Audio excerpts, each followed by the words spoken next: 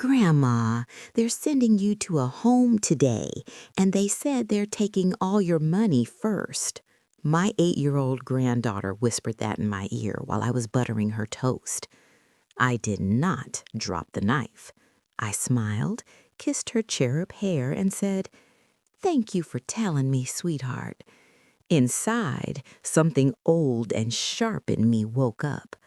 If you're watching this, make sure you're subscribed and tell me in the comments where you're listening from, because this is a story of how a 67-year-old widow taught her own son and daughter-in-law that grandma is not your bank, your babysitter, or your victim.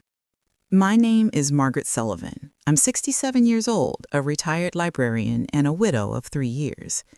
I raised my son Brian mostly on my own. His father, Frank, was a good provider and a complicated man, in that order. We had a small 3-bedroom house, a garden full of tomatoes, and a simple plan: work hard, save, help Brian through school, and grow old together. Instead, Frank died on our kitchen floor of a heart attack one Tuesday morning. One minute he was complaining about the coffee being too strong, the next he was gone. The week after the funeral, Brian and Jessica swooped in. "Oh, Mom, you cannot stay in this big house all alone," Brian said, patting my hand like I was the one who might fall apart next. "The stairs, the neighborhood. What if something happens and no one's there?" Jessica chimed in with that soft kindergarten teacher voice. "We've been talking, Margaret. We want you with us. We have the guest room. You'll be closer to Ellie, and it'll be good for everyone. We'll take care of you." It sounded like love. Grief makes you stupid. I was numb. The house felt empty without Frank's radio humming in the background, without his shoes in their usual irritating place in the hallway. So I listened when Brian said, "The market's hot, Mom. You could get a great price. You shouldn't have to worry about anything now. Let us handle it." We sold at the house I'd lived in for 32 years. After paying off the little left on the mortgage, there was a $420,000 check with my name on it, plus the $250,000 from Frank's life insurance, plus our savings. Close to $700,000 total after fees.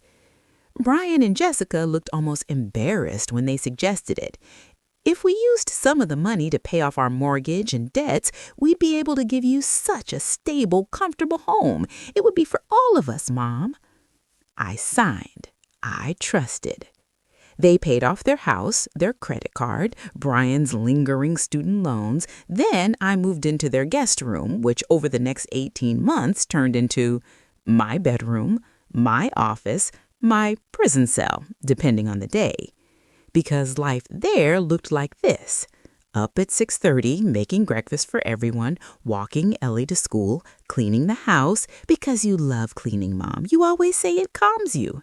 Making dinner, babysitting on date nights, healthing with laundry.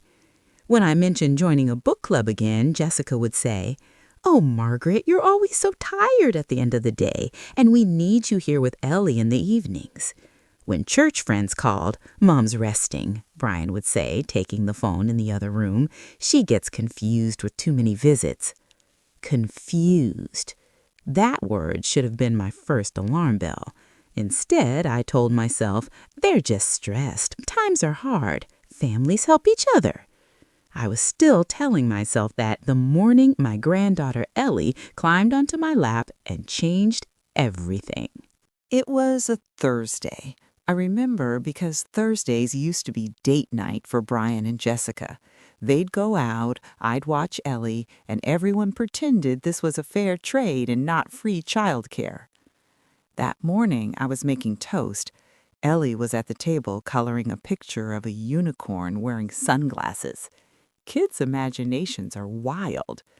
She seemed quiet, even for an 8-year-old focused on artwork. Then she looked around to make sure we were alone, slid off her chair and came close. "Grandma?" "Yes, baby?" She cupped her hands around my ear the way children do when they're sharing a great big secret. "I heard Mommy and Daddy talking in their room last night. They said they're putting you in a home today."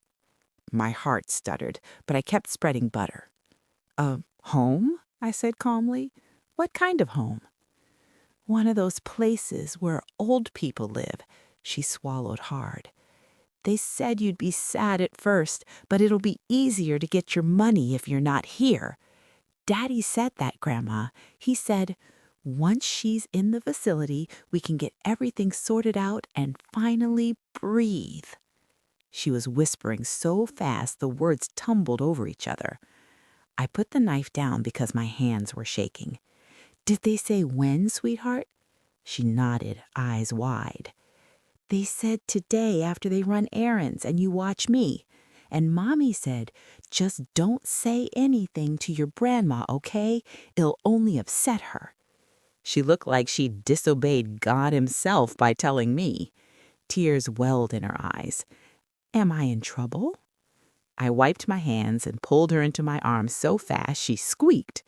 "You," she said, kissing the top of her head, "are the bravest girl I know, and you did the right thing. You are never in trouble for telling Grandma the truth." She relaxed a little, her shoulders unclenching. "Are they really going to take your money? Is that stealing?"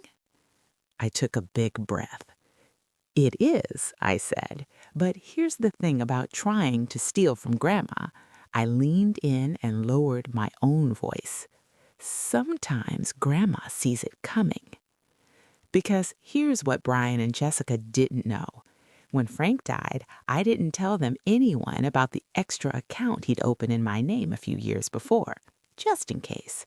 I also didn't tell them I still had full control over where the rest of the money sat. Most of the house money they already used, but I still had plenty, and I still had a brain that worked just fine.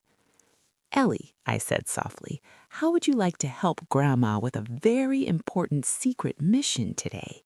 Her eyes lit up. "Like spies?" "Exactly like spies." At 9:15, Brian and Jessica left the house. "We'll be back around 4, Brian said, not quite meeting my eyes. "There's lasagna in the fridge if Ellie gets hungry." He hugged me a little too long and a little too tight, like someone saying goodbye before a trip they're not sure they'll come back from. Jessica kissed my cheek. "We love you, Margaret. We just want what's best for you." Then they were gone. Ellie watched their car disappear from the window. "Operation Secret Mission?" she whispered. "Operation Secret Mission. Get your shoes. We're going for a walk." I have one rule in life. Never get rid of an old recipe or an old lawyer. Both come in handy when you least expect it. My lawyer's name is David Morrison. We went to high school together. He was a lanky boy who got detention for talking back and then grew up to talk back professionally in court. He handled Frank's will and the house sale. He's also the only person who ever told me, "Maggie, you are too smart to just sign things because someone puts them in front of you." I called him from the sidewalk in front of Brian's house, one hand holding Ellie's, the other gripping my phone. He answered on the second ring. "David Morrison?" "David, it's Margaret Sullivan." His tone changed instantly. "Maggie, everything all right?" "No." I looked down at my granddaughter. "And yes, and I need an emergency appointment." "How emergency?" "Before 4 o'clock, before my son tries to put me in a nursing home and steal the rest of my money." A beat of silence. Then, "I can be at my office in 20 minutes. Can you get here?" "I'm already halfway to the bus stop. And Maggie." "Yes?" "Bring anything you have. Bank statements, insurance things, any papers Brian's had you sign. All of it." We took the bus into town. Ellie pressed against the window, narrating everything she saw like a tiny tour guide. I clutched my old leather purse, the one I'd started keeping every important document in after Frank died. Widow's intuition. Turns out it was right. By 10:25, we were in David's office. Ellie sat in the corner with a box of Legos and his receptionist looking after her while I unloaded my purse onto his desk. He scanned the pile, eyes widening. "Lord, woman, you brought me your entire life." I figured you'd pick what you needed, I said. David, they're planning to put me in a facility today. Ellie overheard them. They've been circling me for months. I need to make sure when they come for my money, there's nothing there for them to take. He leaned back, steepling his fingers. All right, let's make this simple. Step 1, revoke any power of attorney you've given them. Step 2, move your assets out of their reach. Step 3, update your will. And step 4? He gave me that boyish grin I remembered from the 11th grade when he'd beaten the principal in a rules argument. Step 4, he said, we teach your son and his lovely wife what happens when they underestimate a woman who reads everything, even the fine print. We started with power of attorney. Apparently, 6 months earlier, Brian had convinced me to sign something so we could help with bills if anything happens, Mom. I vaguely remembered the conversation. David held up the paper. This gives them the right to manage your finances if a doctor ever says you're not capable, he said. Not terrible on its own, except for this. He pointed to a line I'd missed. If the primary physicians disagree, Brian Sullivan may designate an alternate physician of his own choosing. David looked at me. In English, if your family doctor doesn't back up the mom's losing it story, Brian can go shopping for one who will. My stomach flipped. And I signed that? You trust in your son, David said gently. You're not the villain here. He slid a new document toward me. Sign this. It revokes that entire power of attorney. Click. My pen scratched across the paper. Next, the money. Total liquid assets? He asked. At last statement, around $640,000, I said. They already used a chunk to pay off their house, but I still have savings and what's left from psych. He raised an eyebrow. They think they used all of it? Oh, yes, I said. Brian keeps saying things like, well, Mom, it's not like you have much left anyway.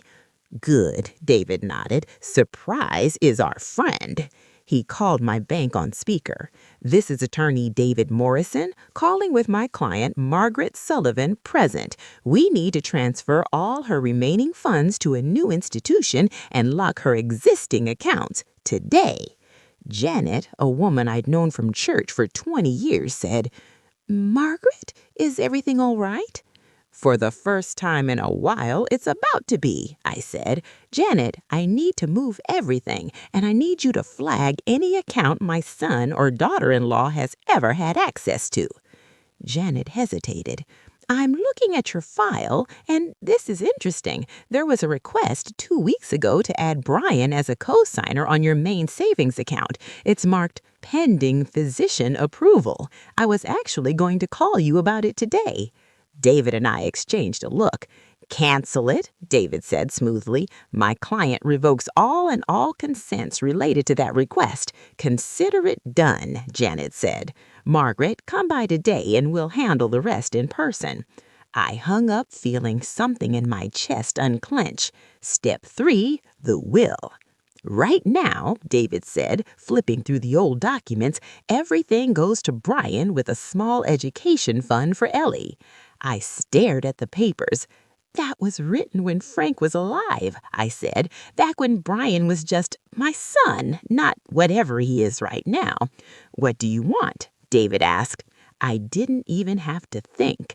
I want Ellie taken care of, I said. I want her college, and if she wants a small down payment for a house someday, I want her to know her grandma believed in her. And Brian? David asked. I thought of Ellie's whisker, of Jessica's smile when she thought I wasn't looking, watching me scrub her kitchen, of being told I'd get confused when I dared to say I missed my own house. Brian, I said slowly, gets whatever's left of his father's tools in the garage and the photo albums he's in. That's it. David's smile was small but satisfied. So, new will, he summed up. Ellie is primary beneficiary via a trust she can access at 25 with partial access earlier for education. You keep full control and full capacity as long as you're living. Brian gets sentimental items only, and if he contests it, the trust doubles its legal budget, not his inheritance. That sounds lovely, I said. Signing that new will felt holy, like closing a door that had been standing open in a storm. By noon, I had revoked their legal control, set up a new will, and started the process of moving my money.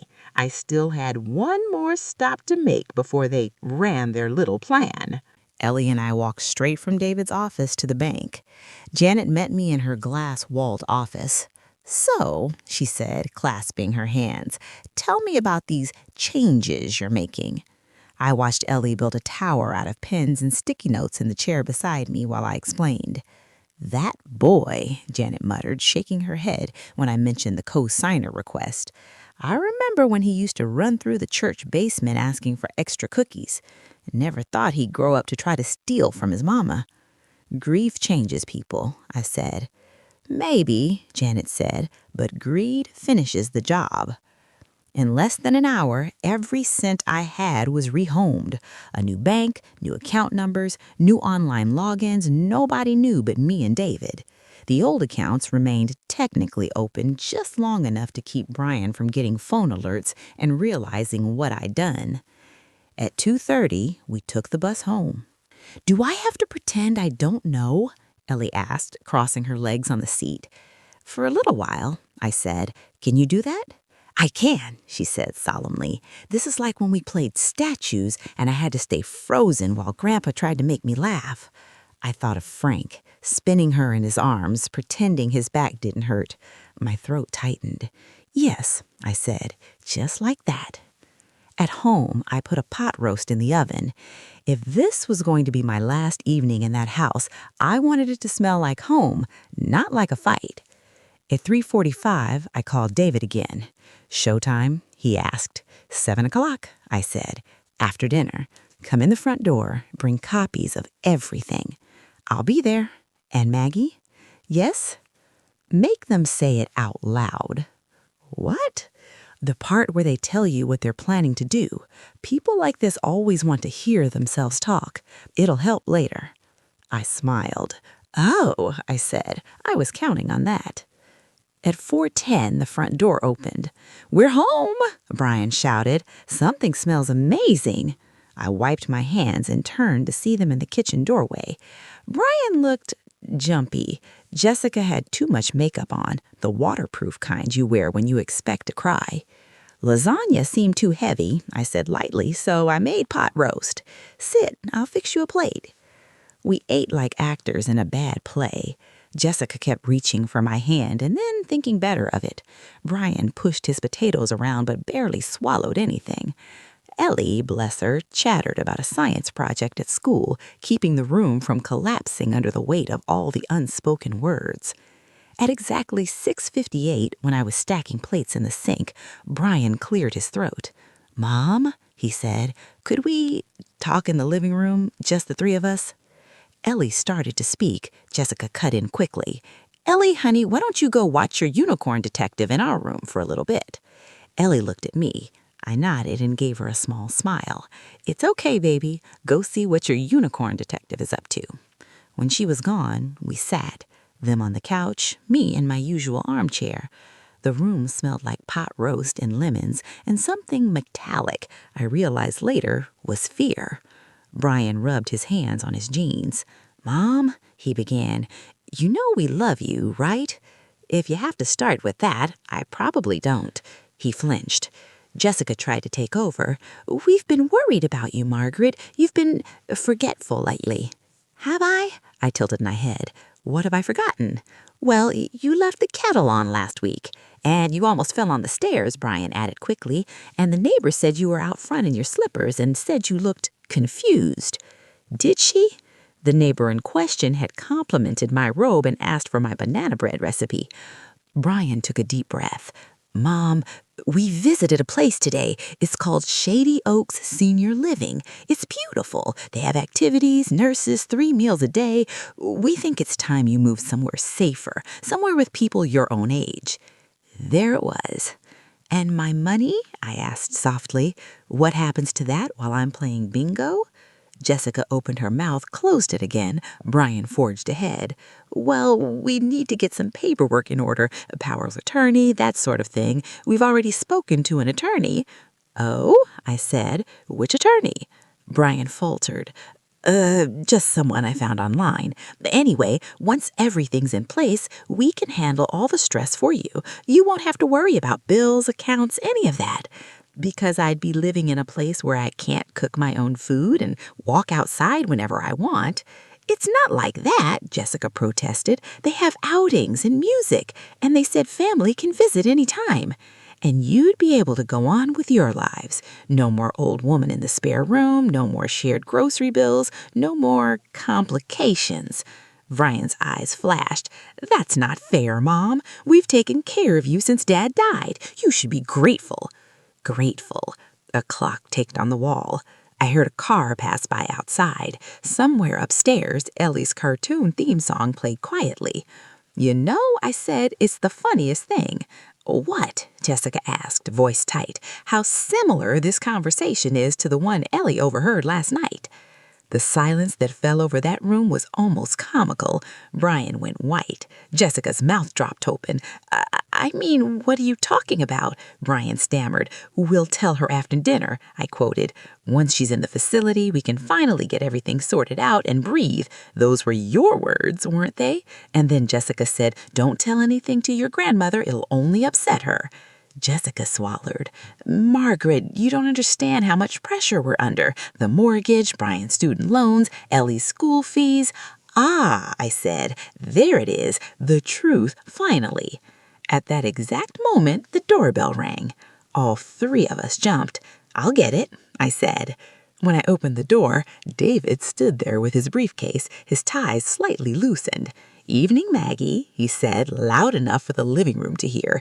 "Is this still a good time to go over those legal changes?" Brian's face when he saw David could have curdled milk. "What is this?" he demanded.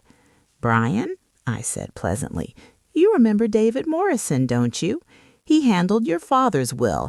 He's also my attorney." David shook Brian's hand without waiting to see if Brian wanted to. "Good to see you again," David said. "I've been working with your mother all day." Jessica looked from me to David and back, eyebrows knitting together. "All day?" she repeated. "Yes," I said.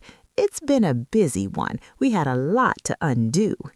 David opened his briefcase and pulled out a neat stack of papers. "Shall we sit?" he asked. Brian didn't move. "We're in the middle of a family conversation," he said stiffly. David smiled, all teeth. "Oh, I think this is part of it." We all ended up in the living room, Brian and Jessica on the couch again, me in my chair, David in the armchair opposite them. He placed the stack of documents on the coffee table like a dealer setting down a deck of cards. "Let's start with the power of attorney," David said. Brian shifted.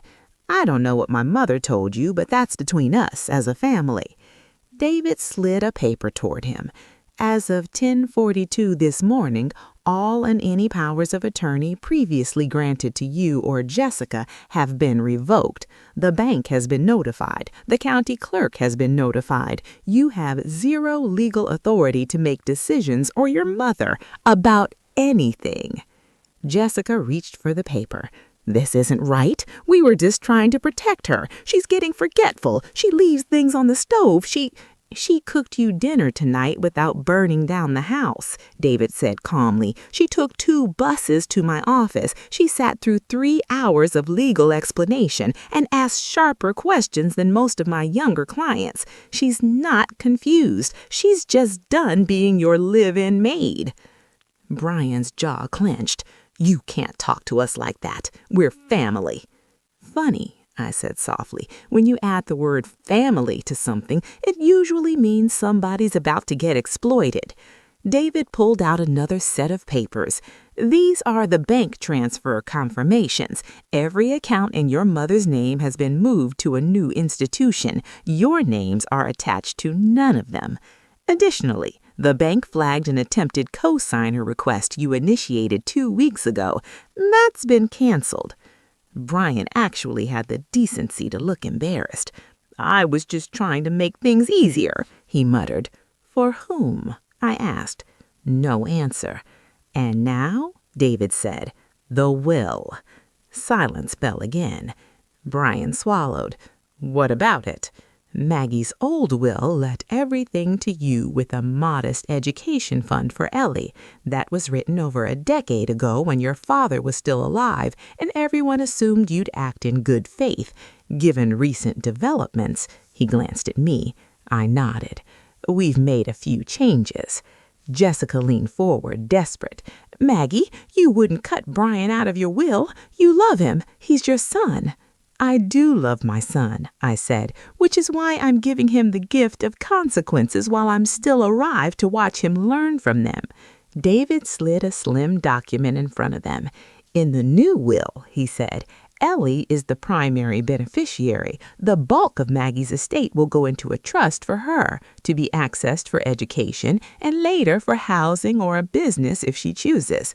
Maggie retains full control of her assets while she's living. Upon her death, aside from a few specific personal items, you, Brian, inherit nothing." Jessica's hand flew to her mouth. "You can't do that," Brian said hoarsely. "You have to leave something to me. I'm your child." "No," I said quietly, "I don't. Parents choose to leave things to their children. It is not owed." David continued mercilessly. "There's also a non-contest clause. If you challenge this will in court and lose, your daughter's trust fund doubles its legal protection budget. So unless you want to see Ellie watch you drain your own family's funds fighting a battle you can't win, I would strongly recommend you leave it alone." Brian's face crumpled. "But we've been taking care of her," Jessica blurted. "We let her live here. We spend her Social Security check every month on groceries and utilities," David finished. "We've gone through the statements." Jessica's cheeks flushed red. "That check helped. We're not rich. It wasn't stealing." "Funny thing about the law," David said, "when you combine isolation, financial control, and pressure tactics with plans to move someone into a facility so you can handle their affairs, the words elder abuse start getting thrown around." Brian stood up, eyes blazing. "That's enough. You don't get to come into my house and talk to us like criminals." "It's my house, too," I said. "I paid off this mortgage, or did you forget that part?" "That was a gift," he shot back. "You gave us that money." And David, who had been waiting for that line, opened his briefcase again. "Here's the thing," he said, pulling out printed emails and text. "You did not, in writing, call it a gift. In fact, we have multiple messages from you, Brian, saying things like, 'Don't worry, Mom, you'll always have a home here in return,' or 'Think of it like prepaying for us taking care of you.' That is what we call a contingent arrangement." "In English?" Jessica demanded. "In English," David said, "your acceptance of that money was tied to an implied contract. Maggie lives here as long as she wants, safely, while you use her funds to stabilize your household. The moment you started planning to shove her into Shady Oaks and strip her of control, you violated that contract." He let that sink in. "Which means," he finished, "we can now reasonably demand repayment." Jessica looked genuinely lost. "Repayment?" she repeated. "Of what?" "Of the house payoff, the credit card accounts you cleared, the cars you refinanced with lump sums. As of today, David's firm has filed the paperwork to pursue $700,000 plus interest and damages." Brian laughed once, a sharp, desperate sound. "You can't get blood from a stone. We don't have that kind of money." "You had it once," I said. "You turned it into stainless steel appliances, vacations we were never invited on, and debt you assumed I'd cover forever." Jessica stood up abruptly. "I can't listen to this. I can't. Margaret, you're tearing this family apart." "No," I said. "You did when you taught your daughter that lying to Grandma was a kindness." Her eyes filled with tears. "Please, think about Ellie. What will this do to her?" David stood. "What it will do is show her that her grandmother protected herself, that adults can make mistakes big enough to have consequences, and that love doesn't mean letting people take advantage of you." I stood too. "I'll be moving out in 2 days," I said. "My apartment is already arranged. You have 30 days' notice to work out what your life looks like without my checkbook and my cooking." "You're just going to walk away?" Brian asked, stunned. "From your family?" "I'm walking because I'm saving what's left of it. Because here's the thing, I wasn't done, not by a long shot." People like Brian rarely go quietly. 2 days after I moved into my small but bright apartment overlooking the park, David called. He said, "Brace yourself. They've hired a lawyer. Name's Burke. He's aggressive." "Of course they have," I said. "What's the angle?" "He's filed a motion claiming you're not mentally competent to make these decisions," he said. "He wants a conservatorship put back in place with Brian at the helm." I actually laughed. "So the new plan," I said, "is to prove I'm crazy so they can reverse everything I just did?" "In essence," David said, "the court has ordered an independent psychological evaluation." I thought for a moment. "Good," I said. "Good," David sounded surprised. "I've been wanting someone impartial to put in writing that I'm not insane for not wanting to be robbed blind. Tell me where and when." The evaluation was held in a beige office with too many fake plants.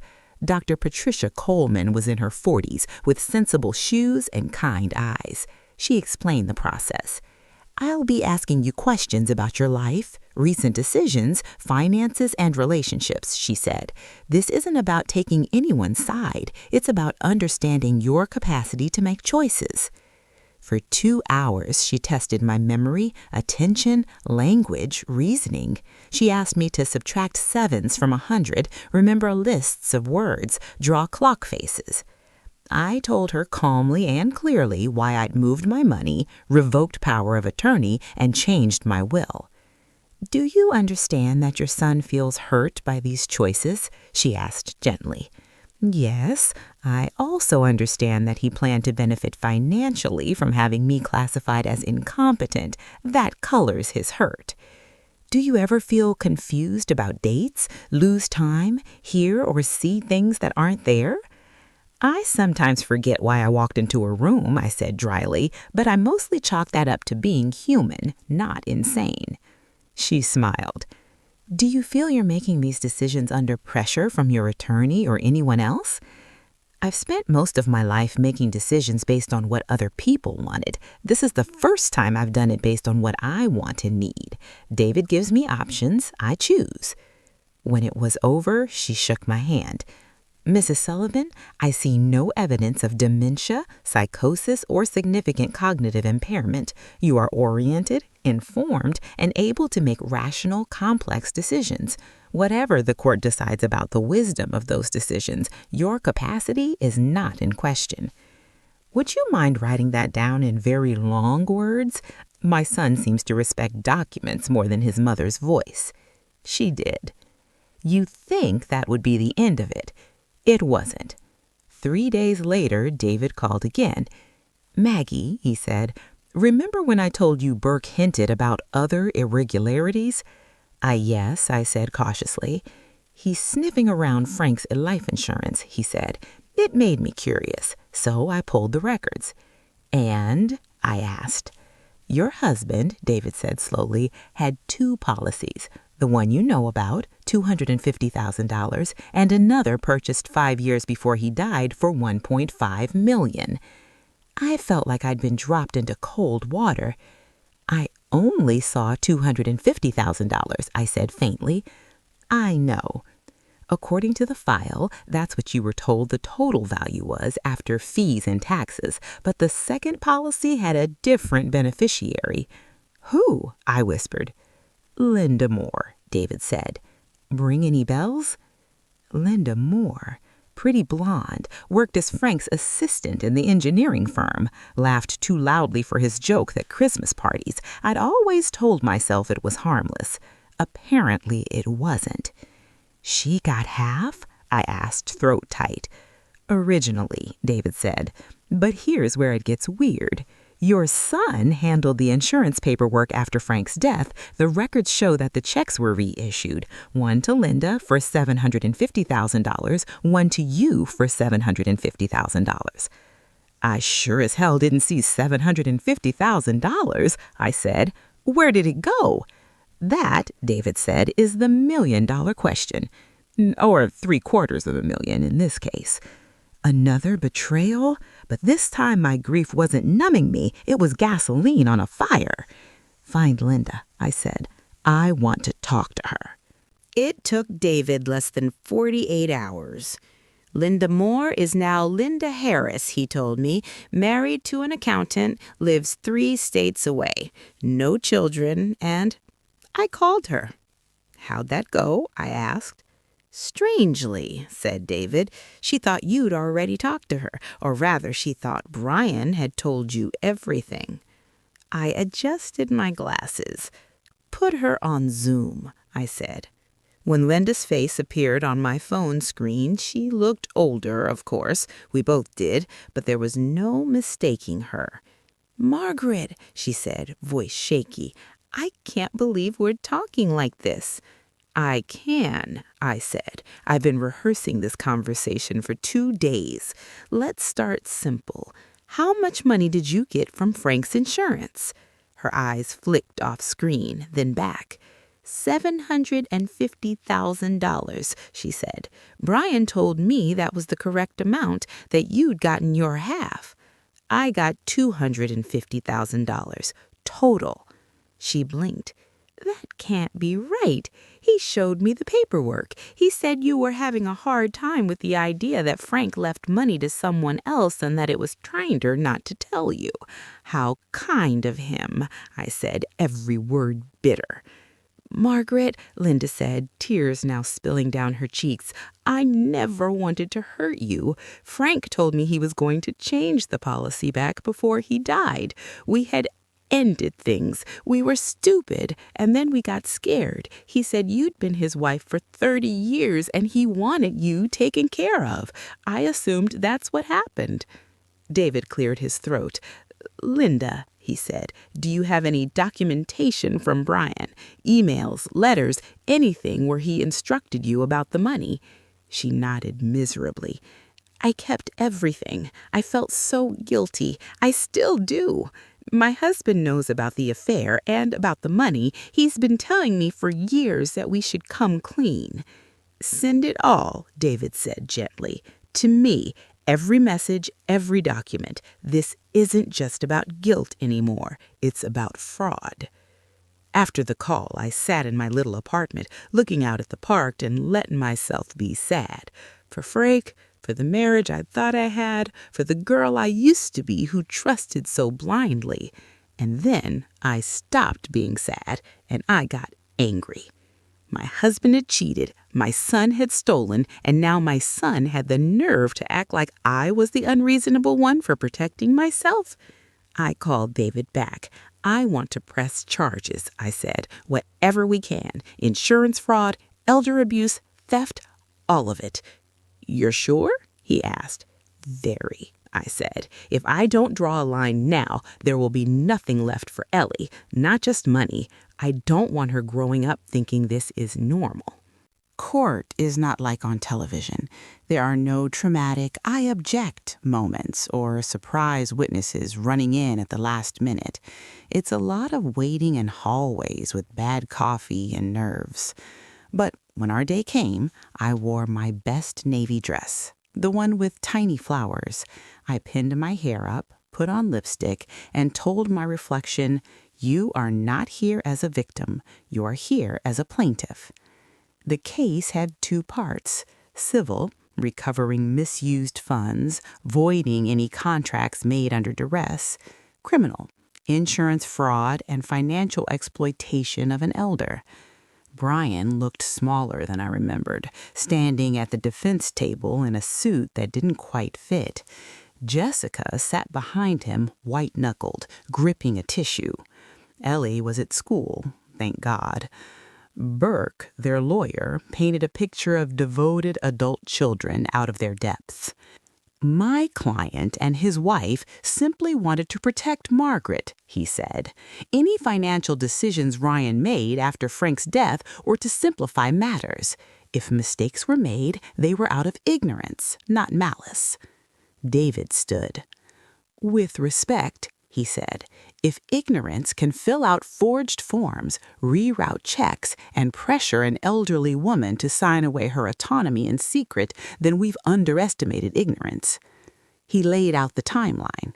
The house sale, the gift of $600,000, the isolation, blocked calls, misdirected visitors, the planned move to Shady Oaks, the co-signer attempt at the bank, the power of attorney provisions allowing Brian to override doctors.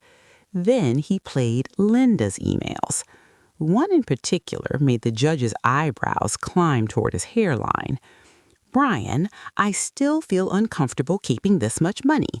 Are you sure your mom knows about Frank's second policy? Relax, Brian replied. She's too distraught to handle numbers right now. I've told her what she needs to know. Just cash the check. Consider it what Dad wanted. Burke argued that young Brian had been under extreme emotional stress after losing his father, that he'd made poor decisions, but not criminal ones. Then David played the voicemail.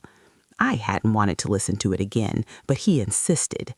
Months earlier, before I knew any of this, Brian called David's office and accidentally left a message on the main line instead of David's private number. Law firms save everything. On the recording, Brian's voice was tight and scared. David, this is Brian Sullivan. I need some advice, man. Hypothetically, what happens if someone, cashes an insurance check that wasn't entirely meant for them? Like, if there was a misunderstanding about beneficiaries. Could that be fraud? Call me back. He never followed up. The judge sat back, steepling his fingers. Mr. Sullivan, he said, do you want to adjust your plea? Burke leaned over and whispered furiously. Brian stared straight ahead. Yes, Honor, Brian said finally. I'd like to change my plea to guilty on the fraud charge. I closed my eyes. The elder abuse charge, they fought harder. They argued that I'd never been physically mistreated, that I'd benefited from living with family, that it was a misunderstanding of generational expectations. But Dr. Coleman's report, the bank records, and Ellie's little overheard conversation painted a different picture.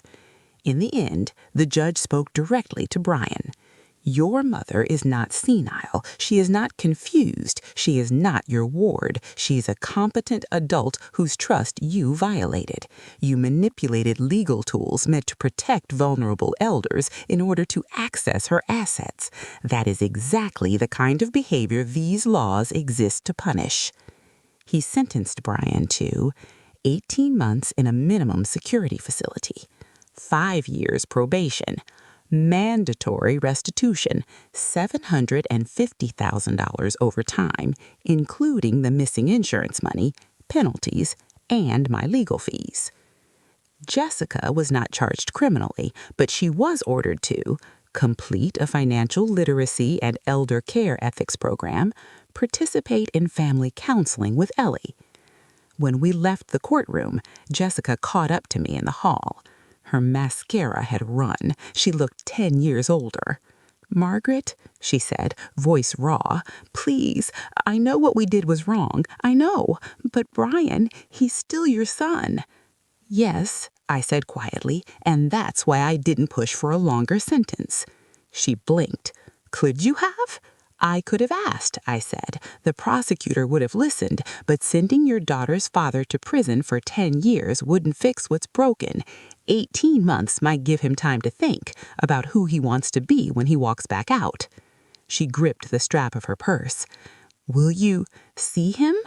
Not at first, I said. Right now, you and he need to figure out who you are without me as a safety net. When he's ready to talk without excuses, I'll be here. Tears spilled over. And Ellie, she whispered, will you still? Ellie will always have a place in my life. That is non-negotiable. People think the story ends at the sentencing. It doesn't. It continues in small, quiet ways. In my little apartment where I wake up and make coffee just for myself. In a kitchen no one criticizes for being cluttered. In Wednesdays at the community center where I teach a free class called Paperwork and Protecting Yourself to women my age and older. In Saturdays with Ellie, when she comes over with her backpack and her stuffed rabbit, and we bake cookies in an oven that might be a little old but is entirely mine. Ellie asked me once in that blunt way children have, "Grandma, are you mad at Daddy forever?" We were sitting on the couch, her feet in my lap, a movie paused on the screen. I'm mad at what he did, not at who he could still become. Do you understand the difference? She thought a moment. Then she said, like when I hit my friend with my lunchbox. You said it didn't make me a bad person, but I still had to apologize and not do it again. Exactly, I said. Grown-ups sometimes hit people with bigger lunchboxes. The apologizing and the not doing it again just take longer. Will he be different when he comes back? I hope so, I said. That's up to him. As for me, I joined a book club. I started painting watercolors, badly at first and then less badly. I planted tomatoes on my balcony in big clay pots and talked to them like old friends. I also quietly set up a small fund, not for Brian, for people like me.